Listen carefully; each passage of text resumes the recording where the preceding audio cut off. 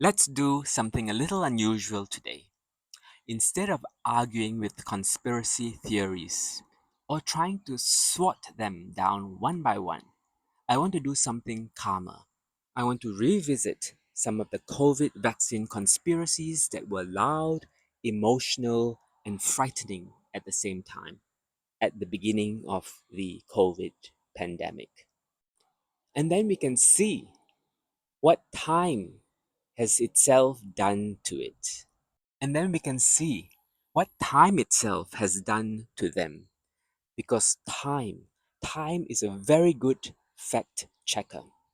This isn't about mocking anyone, and it's not about winning arguments. It's about understanding why certain ideas took hold at the time, why some quietly died, and why some others never really disappear. They just change shape. Quiet suspicion is often a sign of stress.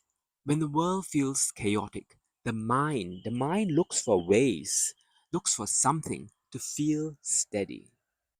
In episode 1, we talked about the urgency, a new virus, zero immunity, hospitals under pressure, population immunity, and decisions made in real time. That context matters because conspiracies don't grow out of calm soil. They grow out of fear, out of chaos. Early vaccine conspiracies were dramatic and time limited. Predictions of mass deaths, collapsing hospitals from vaccine injuries, catastrophes just around the corner. Time passed. That didn't happen. Most of these ideas weren't defeated in debates. They simply stopped being shared. Time did the work. Other claims suggested hidden ingredients or secret components. But vaccines aren't mixed in basements. Ingredients are declared, regulated, and independently tested. And in Australia, the TGA publishes and reviews this information openly. Again, time passed, and nothing new emerged. Claims that mRNA would alter DNA sounded technical, but never fit basic biology. mRNA doesn't enter the nucleus, it doesn't linger, it breaks down. And again, time passed. No genetic catastrophe appeared. Some conspiracies, however, didn't die, they reincarnated. When predictions failed, timelines stretched, definitions narrowed, stories shifted from certainty to suspicion, from everyone to some people, from vaccine to boosters or certain batches.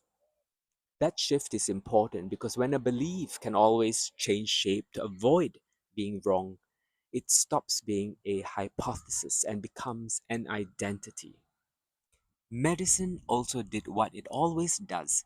It acknowledged rare side effects. Myocarditis was identified, studied, quantified, and put into context. For science, that's transparency. For conspiracy thinking, any admission becomes proof of deception. These are two very different ways of seeing the world, and this pattern wasn't new. Masks sparked similar arguments during the Spanish flu pandemic over a century ago. Same human reactions, different century. So, where does this leave us? The loud predictions didn't come through. The catastrophic claims didn't materialize. The vaccines weren't perfect, but they weren't the disaster that they said they were. What lingered wasn't evidence, it was fear. And fear doesn't just disappear because data improves. If there's one takeaway, it's this: time is a better judge than any argument. You don't need to win debates, you don't need to convince anyone. Most extreme claims quietly fade when reality doesn't cooperate, when reality materializes. Real medicine moves forward imperfectly, transparently, and with updates.